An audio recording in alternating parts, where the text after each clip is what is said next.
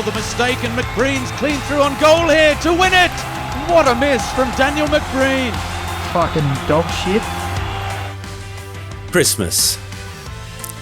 The festive period, a time for giving, sharing, a time for reflection and benevolence.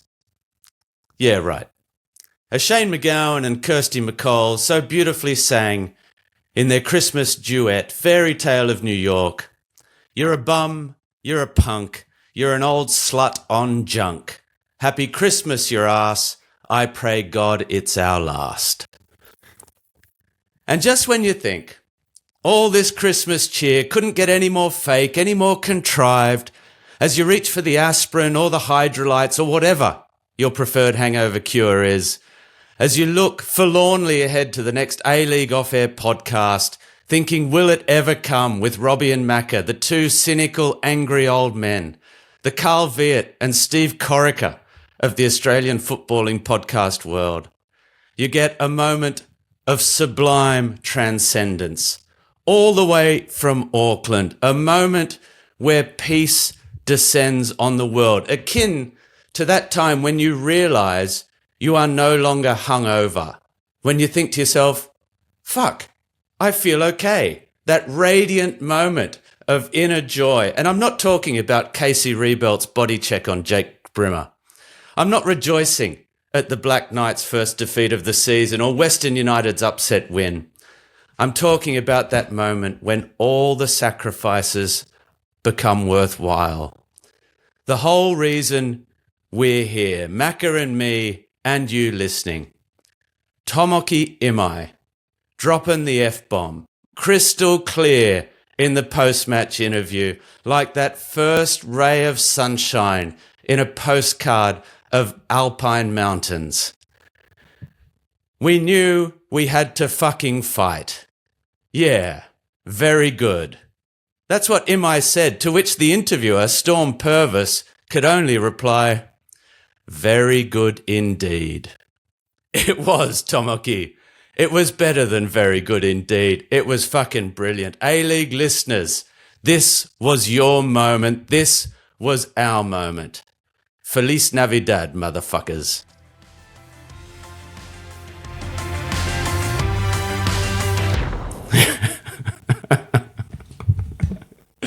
Cartoon feta shit. Exactly. Fuck me. What a moment. Yeah. Did anyone catch it? Because, and I have to shout out to, I'll ask our long-suffering producer, AJ, if he can find who mentioned it on our Twitter feed, because everyone had already switched over to watch the car crash that was Perth versus Brisbane. And I think this went almost unnoticed, which is also part of the beauty of it. That Imai, the Japanese, Macca, they're so reserved polite. And polite and beautiful, would never do anything to offend anyone. We knew we had to fucking fight, and it was almost Australian accent. It was superb. Well, every time you go to another country, mate, they're the first words you always learn. Everyone teaches you how to swear, so it's good to see he's becoming more Australian every day. You're not Australian if you haven't dropped an F-bomb on camera. Exactly, that's it. So. Or a fake one, in my defence. Yeah. But it sounded like it. So that's good enough. Macca, how's your Christmas been going then? Fucking hell. Yeah, well, I'm making up for the 12 weeks of no drinking in the last 10 days. I'm fucking tired, and I'm going to tell you right now that this review of some of these games is going to be pretty fucking sketchy. Every time I think, I can watch that game, it's like, oh, no, I've got planned drinks there. And then last night I thought, well, I can watch that game. And then my wife reminded me we had friends coming over. So when it gets to the back end of these games, I'm going to lean on you, Robbie, very, very highly. Well, that would be like a drunk man leaning on a fucking lamppost. It was John, DT96, who asked the question, did Tomoki Imai just drop the F-bomb? He most certainly did. And what a fucking moment it was. Good. All right. Yes, Macca. Everything's been a bit of a haze for me since the Paramount Plus Christmas drinks. Yes. Which I heard when I got home that you may have continued a couple more drinks into the night. Fucking.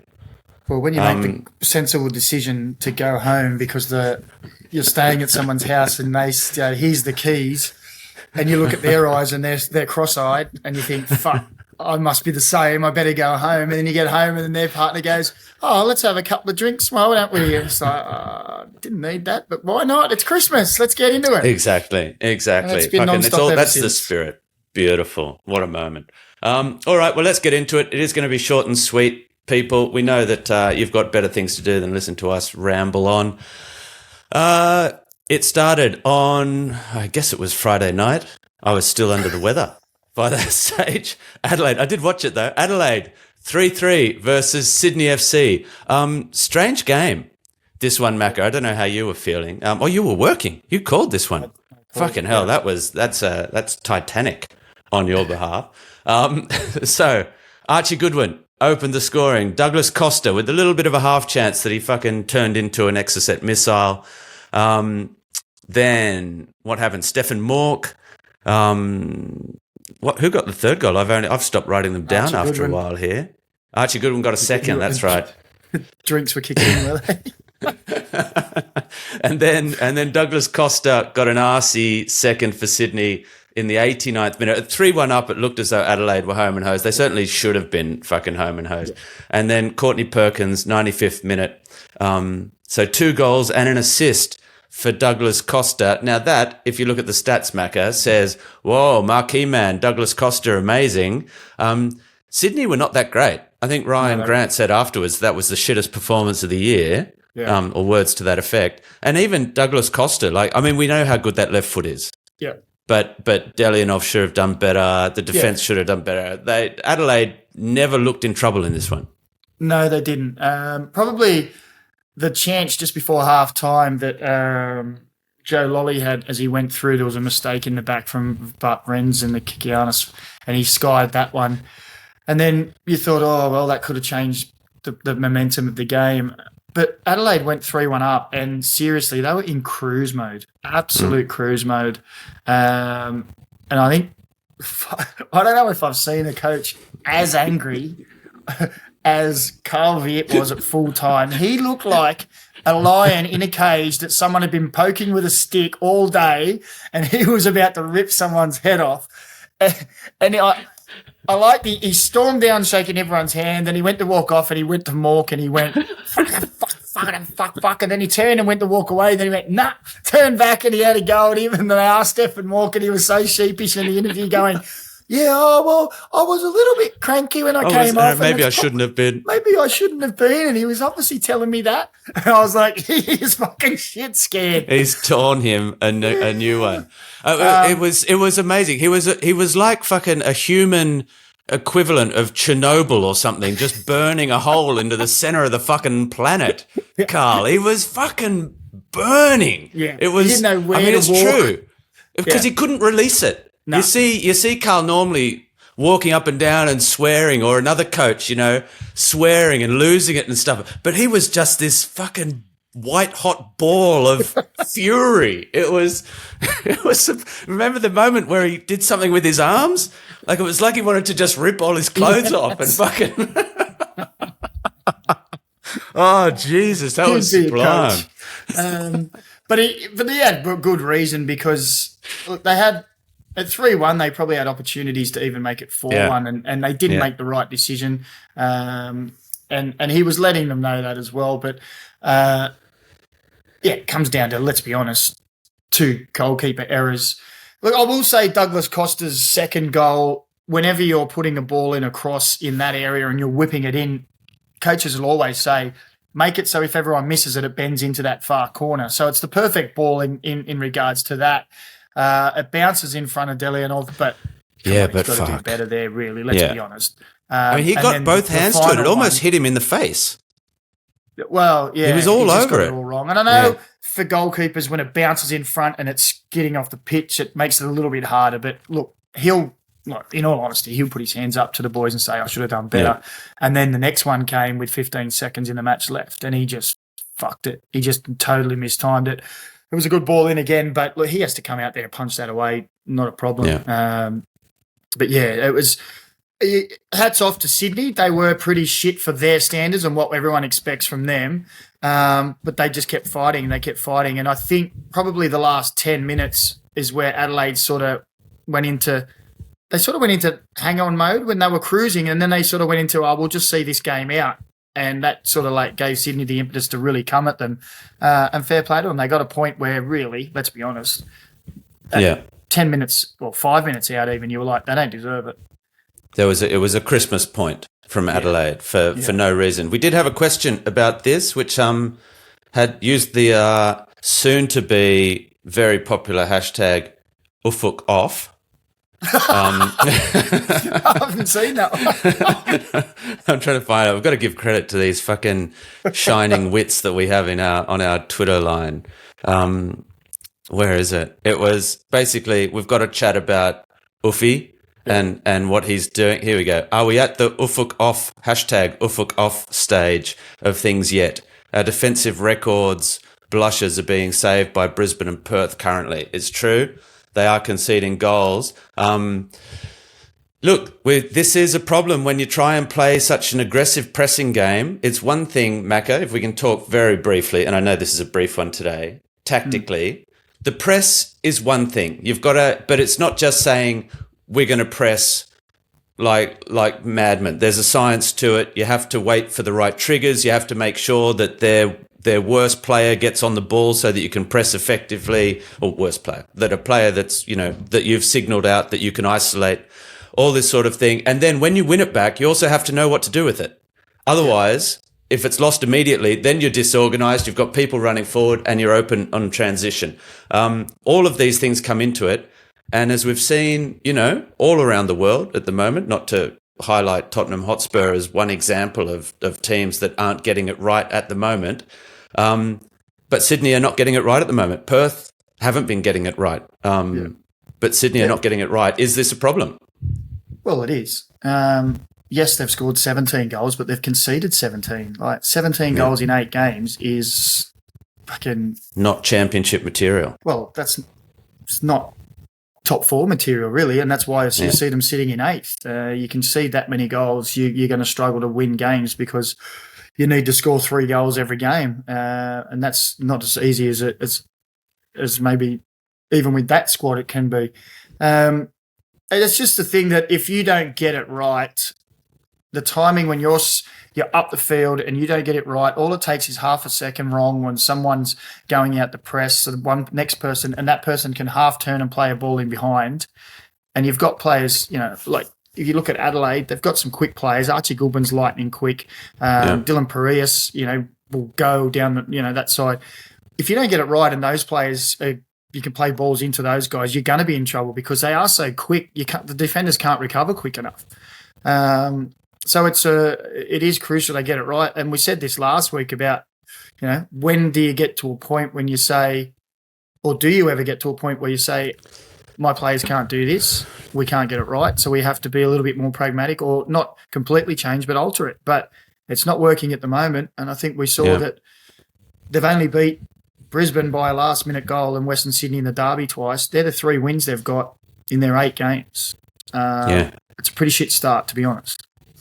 Yeah, certainly when we look at that team, how they were performing but maybe, we saw the Mariners and MacArthur go a long way in the AFC Cup last year. Mariners go all the way. We were basing a lot of it on seeing what Sydney FC were doing against, a Hong Kong Invitational 11, essentially, with all due respect to Eastern FC and, the other teams in that first group stage. Maybe there is more work to be done there. Anyway, that's it for Sydney FC. Do love the hashtag. And Adelaide, the only team still undefeated in the league. Quite amazing. That's because on Saturday, and we have a tipping comp on amongst all the people that work at Channel 10 and Paramount Plus, and I am notoriously the worst. Not like it's even this year, it hasn't even surprised people how bad I am. And it's because I always tip against what most people think. And so I did fucking well this weekend. Thanks in large part to me tipping Western United to get up over Auckland. A few things to talk about in this one. Western United, we've already spoken about Tomek Yima, you fucking legend. You're in the A-League Off-Air Hall of Fame. the first man. We asked at the start of the season, who's going to be our A-League player? Who would have fucking thought it would be Tomoki Imai to give us our first sublime moment? No, well played, mate. Brilliant. Western United, 4-0 over Auckland.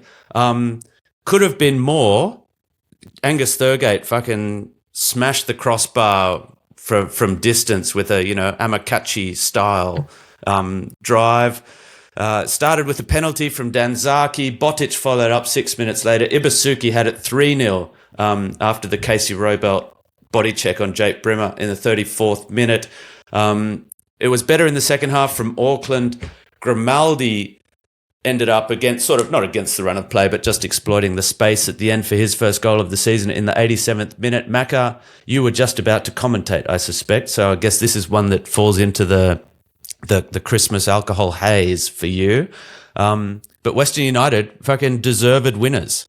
Yeah, look, I was on the couch on Saturday, so we were sort of preparing for the next that's right. game. No, you were watching. You weren't commentating. But so we had it on in the screen, but we were obviously doing other things. But that first 30 minutes was a blitz from Western United, wasn't it? Like, didn't expect that at all. Angus Thurgate was everywhere and involved in everything. And I did see someone actually tweet saying, I can't believe Auckland's crowd's booing their team at the end of the game after their first loss of the season. I think they might have got a little bit that wrong, and they might have been booing the referee for, the penalty. I think it's a penalty, but you can sort of see why home fans would go, oh, come on, that's harsh. Then the body check that stopped Brimmer even challenging for the ball when they broke away for the third goal. But they were dominant that first 30 minutes. Fuck me. They just turned it on, scored their goals, and then they went, all right, we're job done. We can sit down and defend well now, and they did a good job. And they've shown they can defend as well this season. Auckland came at them, to be fair, like second half, and ended, I'd say, the last 10 minutes of that first half, really. They did come at them, but they defended resolutely. They kept them out. And then, like you said, the sucker punch at the end. Now, I know I've said it probably, I think the last week or two, that Western United, I think we need to start taking notice of them. I put my hand up again, I'll say it, I picked them to come last. And fuck, all of a sudden, you're watching them and they're going, they're very hard to beat. There's Angus Thurgate's doing well. You have Basuki scoring goals. And again, are people going to now start taking notice of Western United? Because I think John Aloisi is doing a really fantastic job with them. And they're so competitive. And they're sitting in top six now. I think they are the Wellington Phoenix of this season. Like everyone's saying, they're great. They're great to watch. They're amazing, but they're not gonna do it. And then they'll just keep on keeping on. It's one of those teams where you just don't believe that they can. They're just, what is it? Unfashionable, unmodest team or something. I mean, underrated players. We've got a couple of go. Yeah, they're just like, it's not like they're flashy all over the park, are they? Abba Wellington. No, exactly. But they've got fantastic. But there's a lot of real workhorses in there. Like you look at Riku Danzaki, you sort of look at him, and he was okay when he was at Brisbane, but then he was sort of didn't do much. Average. But now he's starting to do some things. I honestly thought they'd sit in a block and try and counterattack all the time because they wouldn't have the squad because they're so young and they don't have enough, quality. And I thought that Ibasuki wouldn't suit that because they'd come up the pitch and he wouldn't be able to. He'd hold it up and then the game would go past him. But they're controlling parts of the games where they're putting good balls in and he's getting chances. They've just been good. Matt and Sutton's doing well. Yeah, I mean, who thought, another couple of good saves. We've got a couple of tweets on that. So Sully, who asks, are Western United flying under the radar? Well, I think that's their lot in life. They're always going to fly under the radar. So they are, yes. And they may be there come the end of the season. And the next one, Thurgate, the most underrated midfielder in the league, ? So even though that's not written like a question, apparently it is. That's from Harry Western United FC, so we can see where that one's coming from. Definitely Western's unsung hero for last season, but it looks like people are starting to notice him. Well, listen, I've been working with Macca for 3.5 seasons now, and he fucking loves him and talks about him nonstop. So there are people in the Angus Thurgate fan club. Exactly. He's not under my radar. And I don't think Western United, now that they're sitting in the top six, can go under the radar anymore. Their next game is Brisbane as well. So they win that, they might be in the top 4. But you watch Brisbane throw the spanner in the works on that. Exactly. So let's go there. This was the moment everyone was waiting for, with sort of that repulsion that I was talking about in the intro last week. That, you know, how bad can this be? How amazing can this be? It was a bit like expecting the train wreck to happen. Brisbane versus Perth. Macca, you were on the couch for this one. If I'd watched half of Auckland, Western United on the plane to Melbourne ahead of the Melbourne Derby, this one I could only catch little bits and pieces of. I was listening to it more than watching it. Are Perth deserved winners of this? And I mean, I think everyone thought that Brisbane were going to win this. I didn't think anyone actually thought that Brisbane, when push came to shove down the bottom between these two, that Brisbane weren't going to win, don't you think? Wasn't there this feeling that, okay, time for fucking around is over, Perth are in so much disarray that not even Brisbane can fuck this up? Well, yes, they can. Yeah, and that's exactly what everyone thought. And I'll be honest, I thought it would be Brisbane win this one, and that gives them 3 points, and then they get a bit of confidence going into their games against Western United and Mariners, and they could maybe turn it around a bit. Simon said it in the call, I think, and he just said this is the quintessential game of two teams struggling at the bottom with no confidence. It was pretty fucking dour. There was not much happening in the final thirds. There wasn't much going on in the box. Keegan Jelicic smacked that one against the crossbar in the first half. But I don't think Brisbane had a shot on target in the first half, even though I think they had more possession and all that kind of stuff.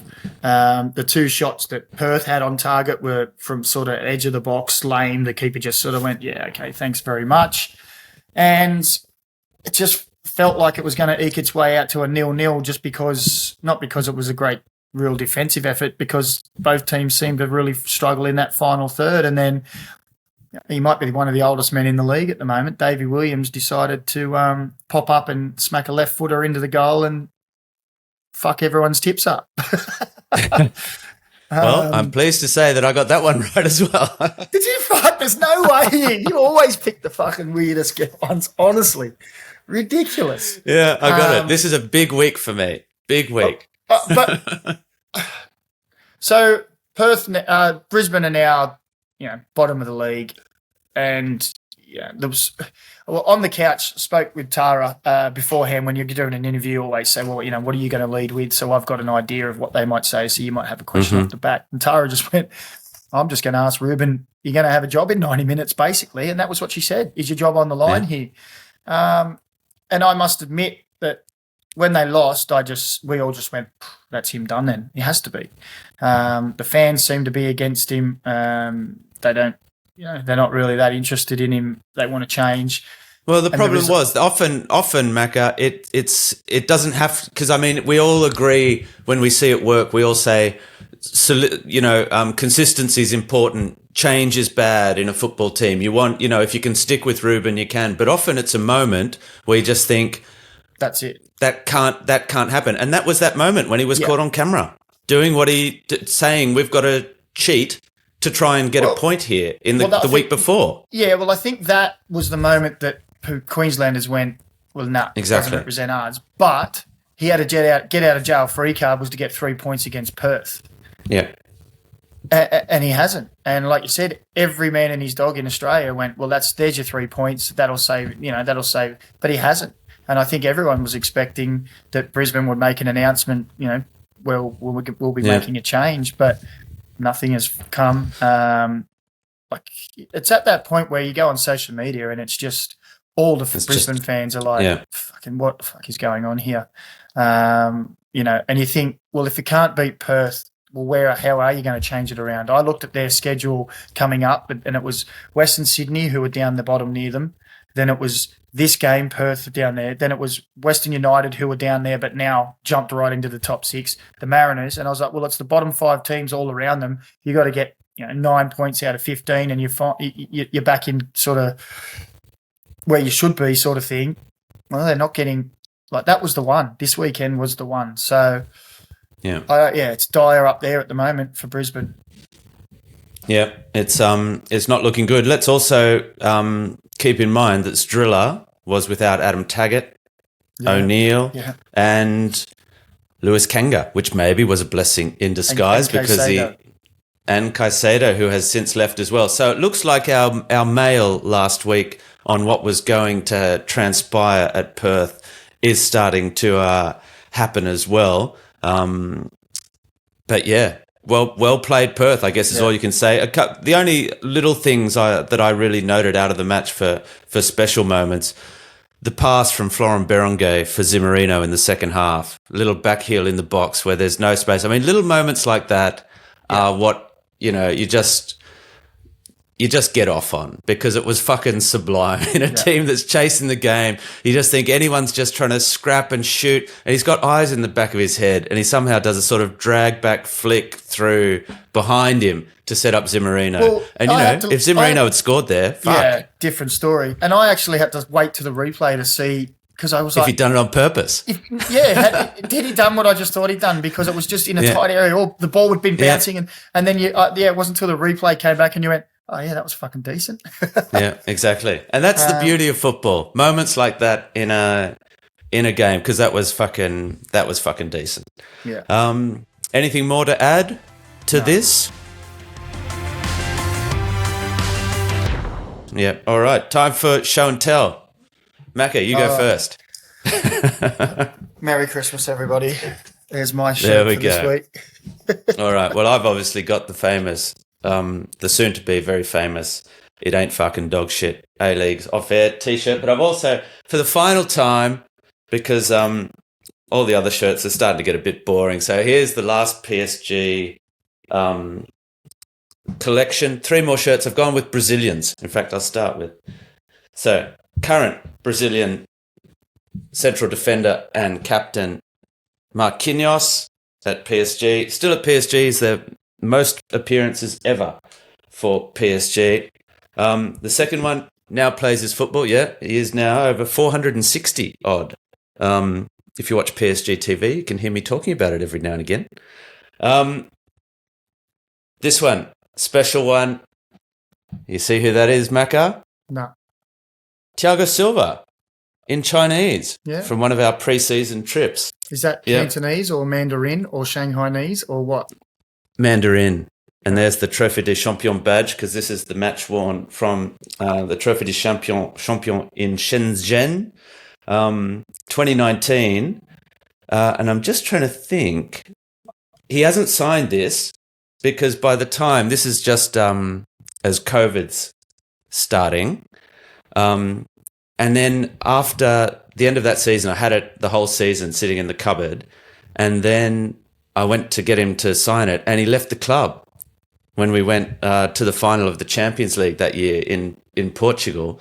And I sent him a message saying, before you leave, because it's like when a player leaves a football club, it can be quite abrupt. When a coach leaves a football club, has that ever happened to you? It's a strange time when suddenly the coach just isn't there anymore and gone and like left the country and doesn't say goodbye to anyone, these are people you work with. This is a weird thing about football. Let's have a little, just before that. So we'll come back to that because I think that's an interesting chat.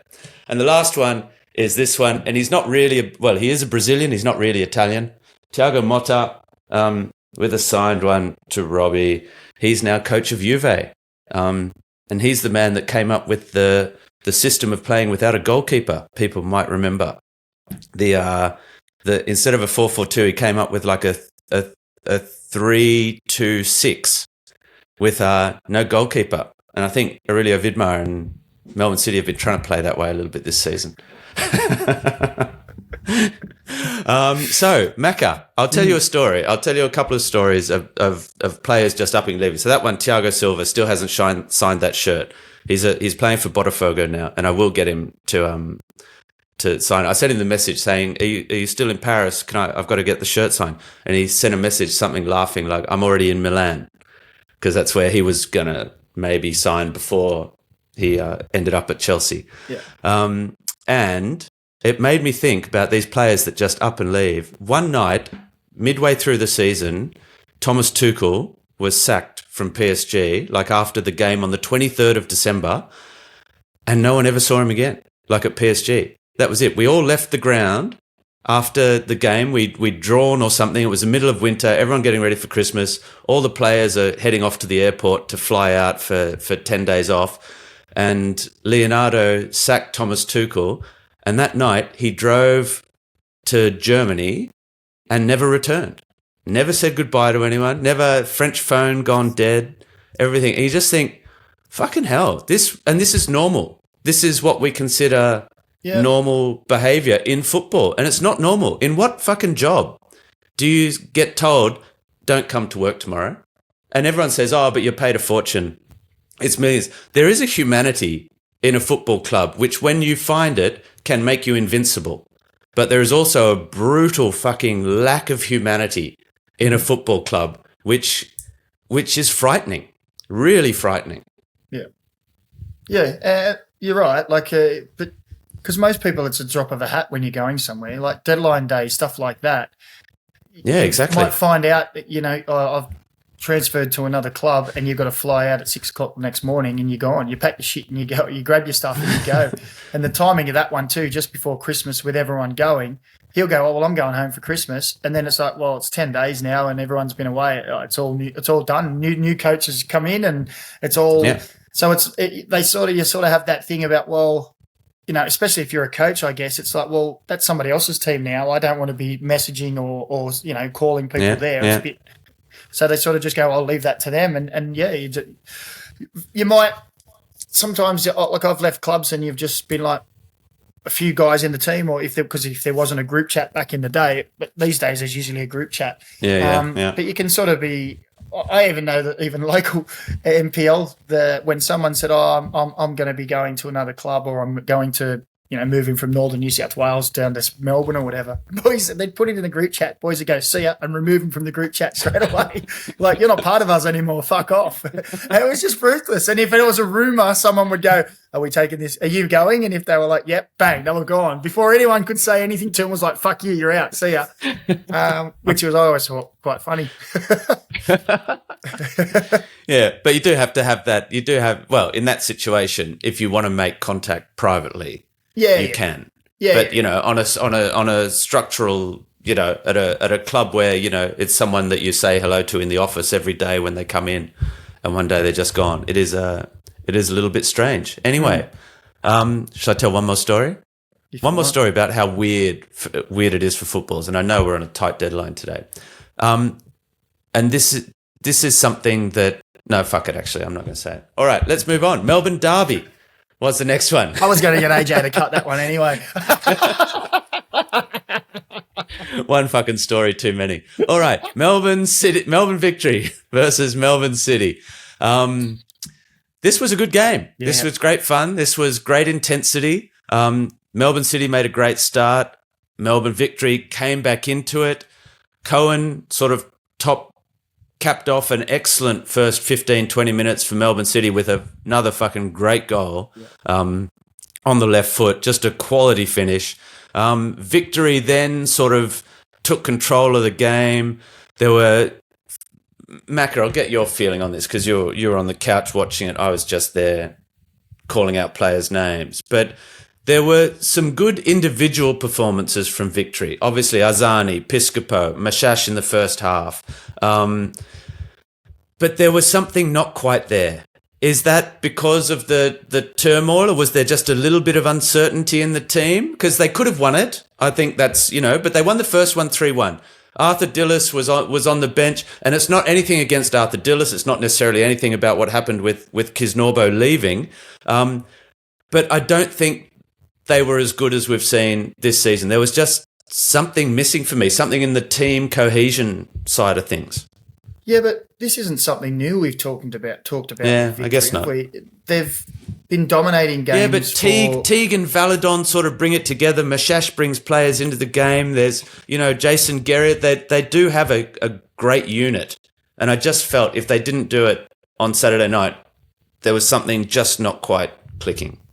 Yeah, look, let's be honest. They dominate after the initial 10, 15 minutes. And like you said, they did. They dominated. They absolutely smashed that game. And it was a really good game from both teams because it was a really good defensive display from Melbourne City as well. A good and great goalkeeping, a couple of good saves.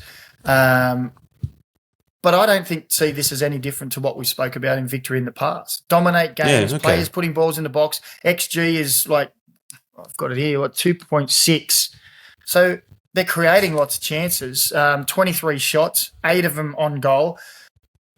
I just feel that this is the same old victory. Very good, easy on the eye, dominate games, but at crucial times can't get the goals that win the game. And I don't think it was anything to do with the turmoil. I just think that that's the way they are. And some days they'll go out and bang in 4 goals easily. But I seem to feel that regularly we talk about them dominating games and having all these chances and creating things and not getting what they should from the game. Do we point the finger at Virgos in this situation then? He was pretty quiet, wasn't he, in this game? I didn't think, I think during the week there was probably one person who was high-fiving everywhere, and that was Bruno going, well, fuck, I've got a chance, and the crowd loves him, obviously. And he almost had his moment when he, we had a couple of them, didn't he? And he probably should have done better. I mean, why didn't he just try and finish that first time? Yeah, I know. That's the thing that I was looking at too. And you think, well, hasn't been playing many minutes, so maybe it was just a little bit of rustiness, in that split decision, the decision-making. We're so used to him getting it right more often than not. But, look, I think you'll see more of Bruno because he showed that in that time that he did come on, he does put himself into good positions, and it is the kind of team that will give those chances or put the ball in right areas. It's just who's going to finish them, because I still think that that's a big bugbear of mine with victory. They are so good to watch. They've got such good players across the park. They should have won that game 3-1, probably right. With the way that they dominated the game. But again, I think Melbourne City defensive display was fantastic. Honestly, Macca, I feel for Patrick Beach in this situation, because the contact with Mashash, a lot of people think it's not much contact, it's not enough. Mate, if you're trying to grab a ball that's a corner that's been whipped in, and someone just tugs at your shoulder and pulls your hand out of the way, even 5 centimetres, you're going to miss it. And I honestly can't believe that VAR didn't say, Mashash, what's your fucking arm doing up there? I mean, Mashash was a metre away. His arm was outstretched, grabbing the shoulder of Patrick Beach and pulling. And he's done it well. Mashash has done it well because he just goes. But if you're looking at that on the replay, you're thinking, well, what the fuck's his arm doing there? He must be fouling the keeper. I mean, the Beach has claimed fucking 6 or 8 crosses like that all game, being buffeted, being hit. He had a good game. And I felt, yes, you couldn't be stronger. Yes, it's not the most flagrant fucking foul on the goalkeeper. But what's Mashash doing? He's trying to foul the goalkeeper. Yeah. And he does. I can see what you're saying there as well, and I thought the same thing. But then I was like, how much contact is there? And I know what you're saying. He's put his arm up there for one reason and one reason only, and that's to move his arm away. And you're right. I had Beach down as man of the match, and then he did that, and I was like, oh, well. Exactly. And it's the fucking season he's having as well. Yeah. It makes him look shit again. And I really think he had a good game. He didn't come out and play with his feet as much. They mixed it up. They looked long from they didn't put him in a difficult situation, and he was excellent. Yeah. And then this moment where everyone just thinks, well, fuck, Beach has fucked up again. When's Jamie Young coming in? I just felt it was a bit tough, because I also think probably VAR on any other day could quite easily have said, well, Mashash, what are you doing? It would have been harsh on victory as well. To not get anything from the game. Yeah, and you're right. Like, there's only one reason he's put his arm there. But the more I watched it, I'm probably very biased towards the striking aspect of it. But the more I looked at it, I was like, yeah, it is there, but is it enough? Yeah, Maybe, is it enough? Is it? Should he just punch instead? Because you can't have no contact whatsoever. Like that. Yeah, but if someone, I think he's got to be stronger. Yeah. All right. That's my opinion. Back to the gym. Come for Patrick me. Beach. Goalkeepers everywhere. Well, yeah, exactly. You are a prick, so fucking Yeah, go for him, fucking people. Deserved. Yeah, to be deserved. Yeah, exactly. Go for it. All right. What else to say about this one? Pretty good. Good advertisement for the game. Yeah, good everything was tifo. great. Evangeline playing violin again at the start. All good Nice stuff. It was well done. What was it? 27,000. 25. Yeah, Yeah. exactly. Good to see. Even I heard people saying in the old days of a derby, you would have had more City up that other end. Like even pre-COVID, you had for a derby City, but they had a corner. They had a corner that any other away side would get at Amy Park when Victory are playing a big game. And they'd filled it out. They were making good noise. I think it was a great atmosphere. Yep. The ultras walked out at some point, the front two rows. Now I'm not sure. What the politics of that was. But the atmosphere for the rest of the game was outstanding. Yeah, thought it was good. Yeah. All right. Let's keep moving. Western Sydney versus Wellington Phoenix. 4-1 victory. Zach Sapsford in the first minute. Bojidar Krayev against his former club in the 10th minute. Ashige pulled one back with a nice little presentable overhead kick. Not the most difficult, but he had to put it away, which he did. And then Antonsen off the bench, making it safe. And then Dylan Shakluna in the 94th minute with a good goal, especially the fucking fake backheel dribble where he almost fell over first, which beat everyone. So he could turn back and then just let fly. Fucking it was almost comical, but well played. He is a gun player as well, let's face it. He's having an outstanding season. No Marco Rojas for Wellington with an ankle injury. There was plenty of good football in this. I'll go first on this one, Macca, just because I think you were at drinks on this day. I suspect you've gone back and had a look at hopefully a mini match, but possibly not much more. I watched the full match. Yeah, okay, you watched the full match. Okay, so fucking a couple of things I rate then. I rate Zach Sapsford. I think he's not only in the first goal, fucking second goal, it's his just effort that double teams the right back, I think, that allows Milanovic in. And those two early goals were great. Sapsford, big fan. Wellington's defence, though, they made Wanderers look good with those two goals. Those little passes in the box, yes, they're great, but fuck, if you're closer, I felt a little bit for Chiefy, who said afterwards, we were slow out of the blocks, but they were fucking a metre off. You can't be a metre off in the box in these situations. It was shocking defending. So yes, it was good for Western Sydney, but it was more like, this is a training game to get your confidence up, boys. Here you go. Western Sydney looked at times sensational, I thought, when they moved that ball. Milanovic, Krayev, and Borello. And Borello. The movement and the way they flowed when they did it, they looked really, really good. But you're right, some of the defending was pretty poor. Isaac Hughes unfortunately slips over. He's having a bit of a torrid time at the moment, like the first 40 seconds, and he slips over and gives a goal away. I think he's given away a penalty. He's had a hand in. He's just having a tough time at the moment. He'll come through it. But that's just like the worst possible way you can start a game. Someone slips over and bang, there's a goal. But yeah, they looked lethargic, didn't they? Wellington, you're right. They did look a bit step off the mark, but that's 3 losses in a row now.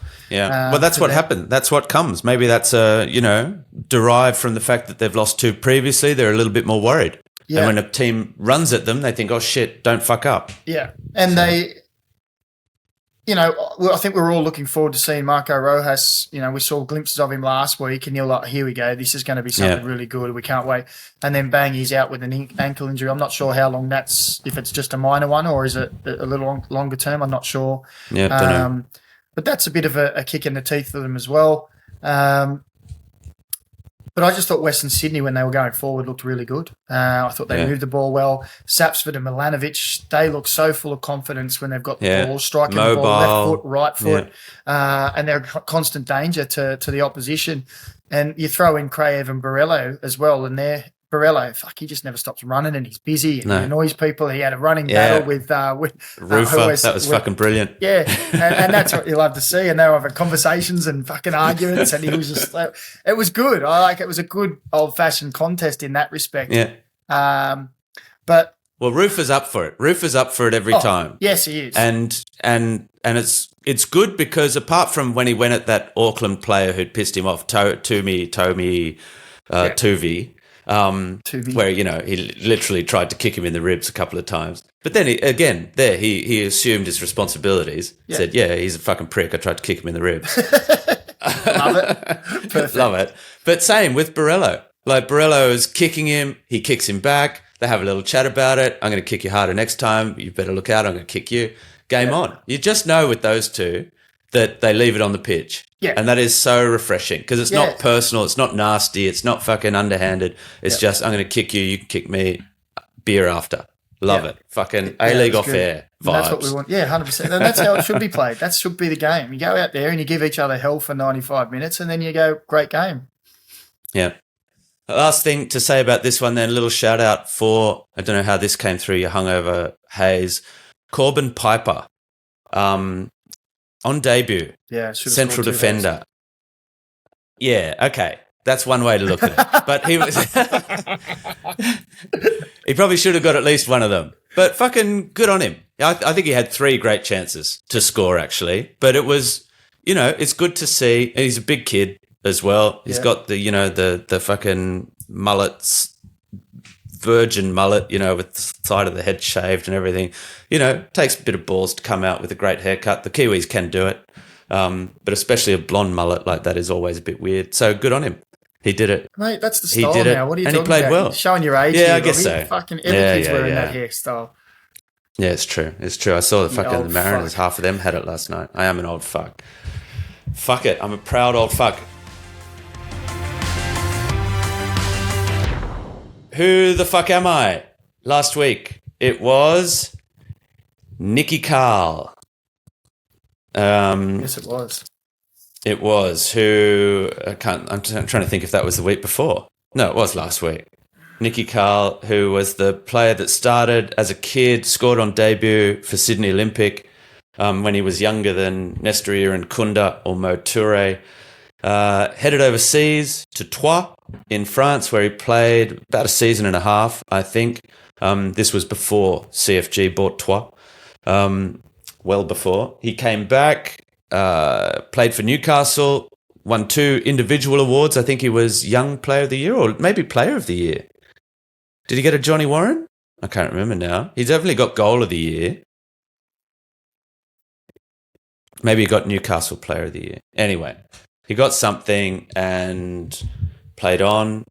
Good on you, Nicky Carl. I can't find the rest of the clues. Played football. Who's next? He played on. He fucking played. Hang on. What have I got here? No. All right. Fuck it. Finished with Sydney FC. Well done, Nicky Carl. Next up, who the fuck am I? A Socceroo. I debuted at 16 years of age in the NSL while still at the AIS.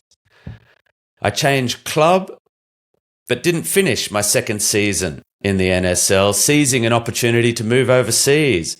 At 19 years of age, I made my European debut, marking a certain Zinedine Zidane.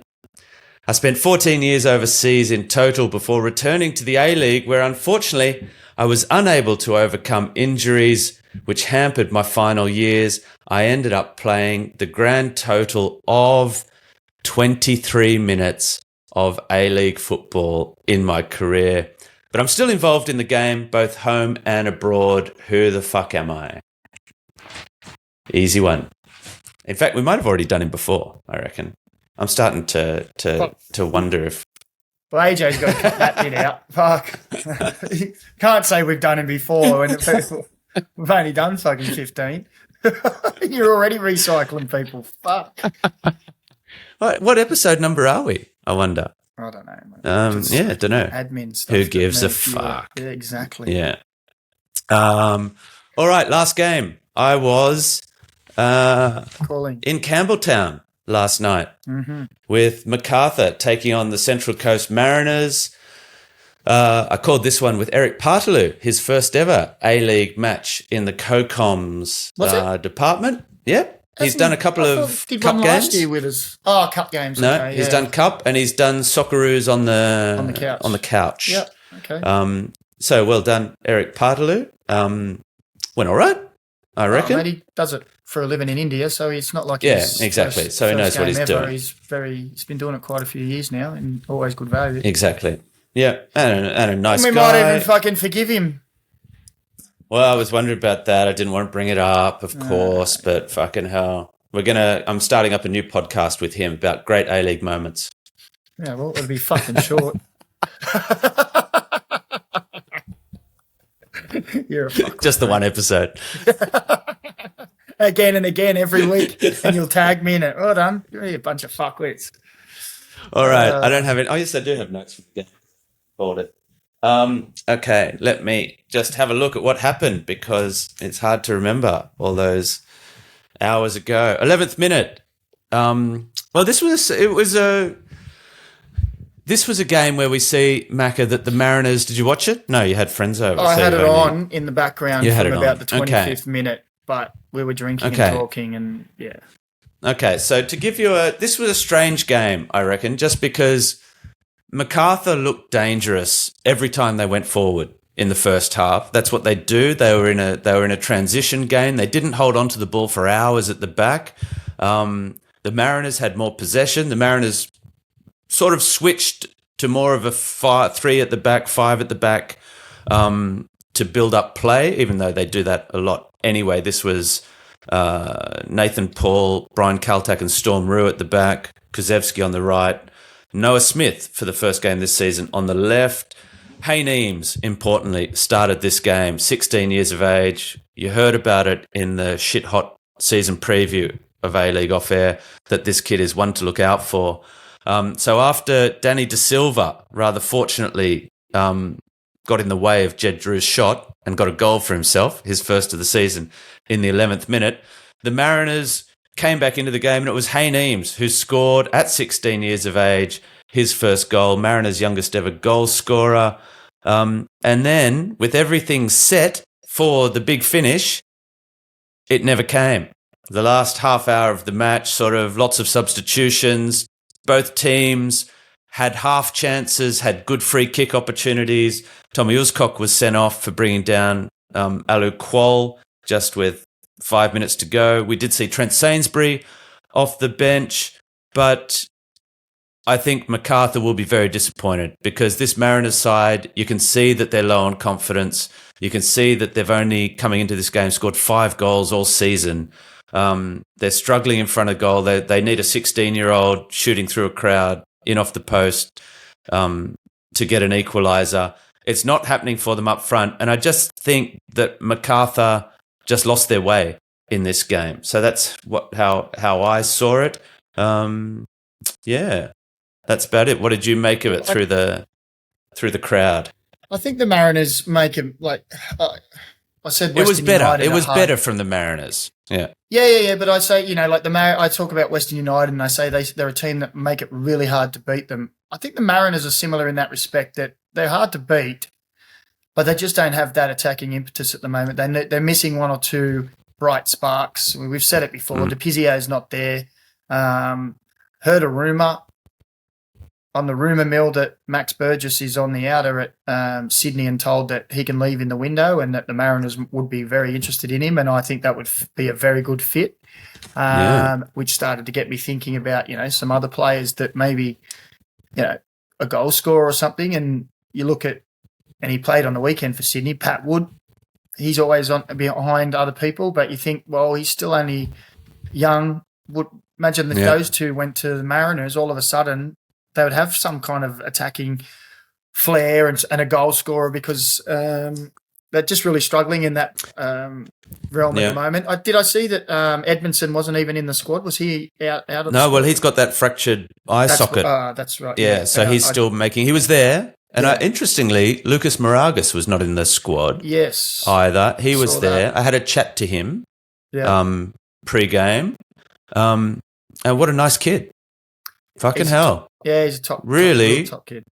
Good kid. Articulate, confident, Taught happy. him well, didn't I? Taught him well. Yeah, fucking hell. Do you know him? Yes, I did. No, good kid.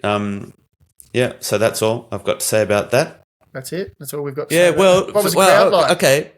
I didn't see the figure. It was not amazing. Wasn't making a whole lot of noise. It was a great night out there. Like the weather was perfect for. Yeah. There was not a bad crowd on our side, the side you don't see.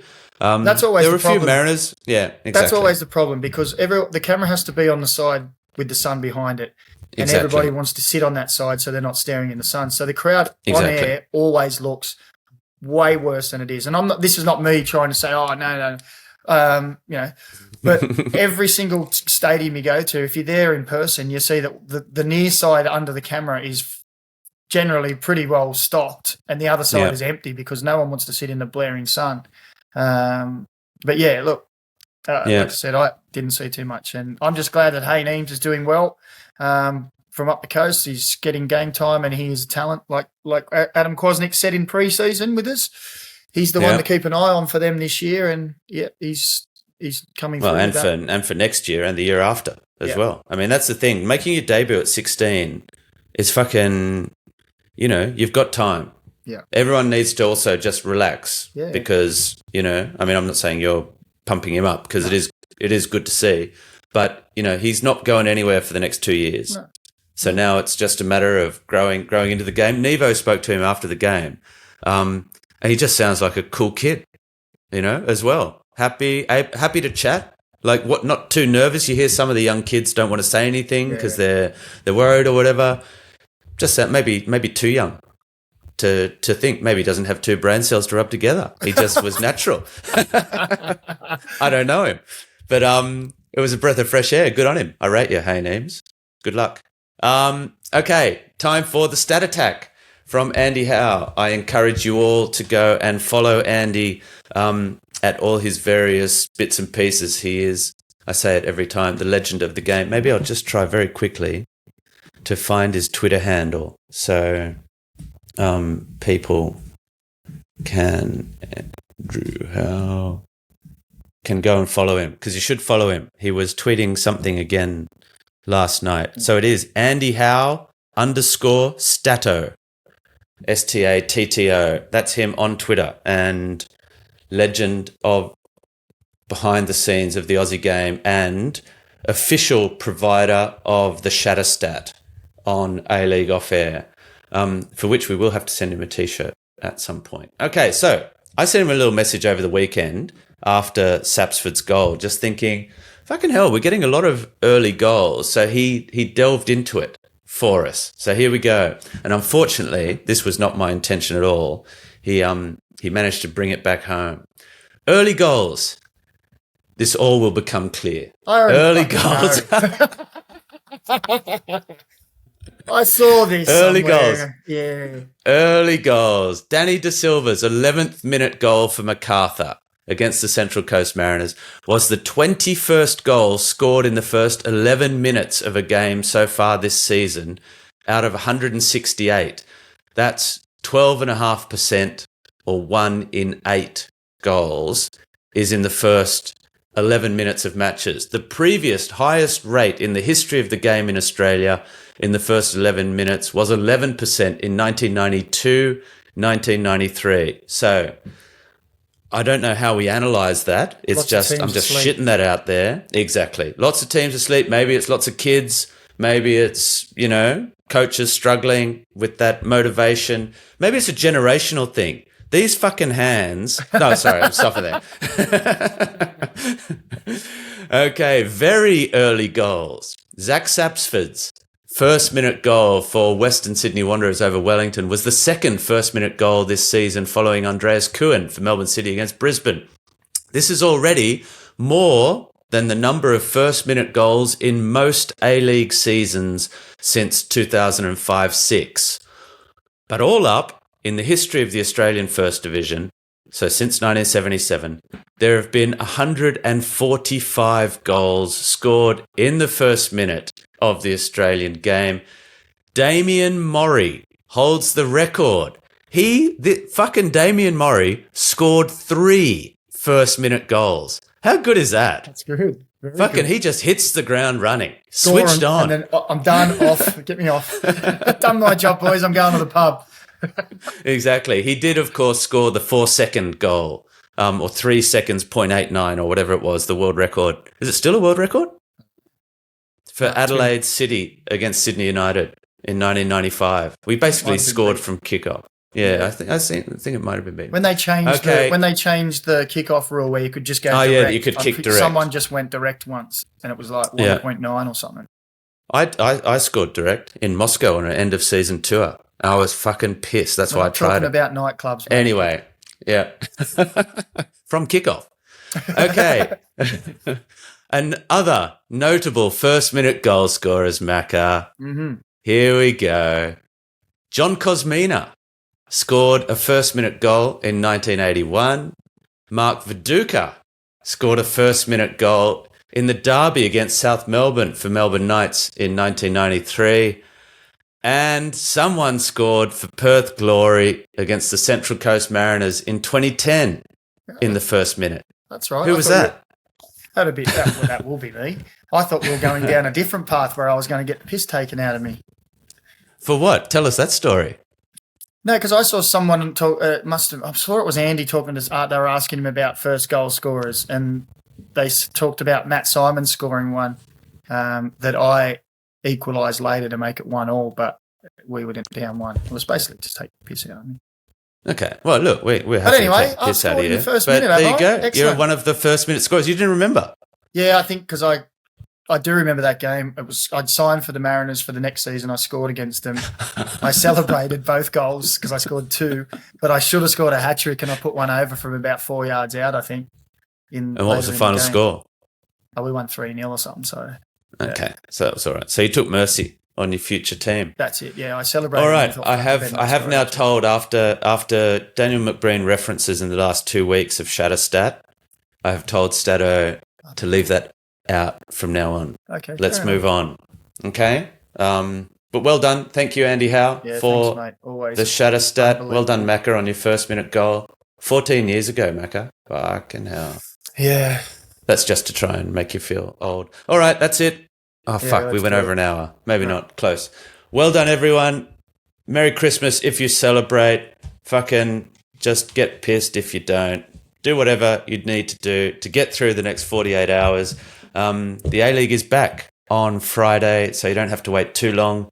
That's about it, Macca. Any parting words of wisdom to our adoring listeners? Oh, my God! Santa!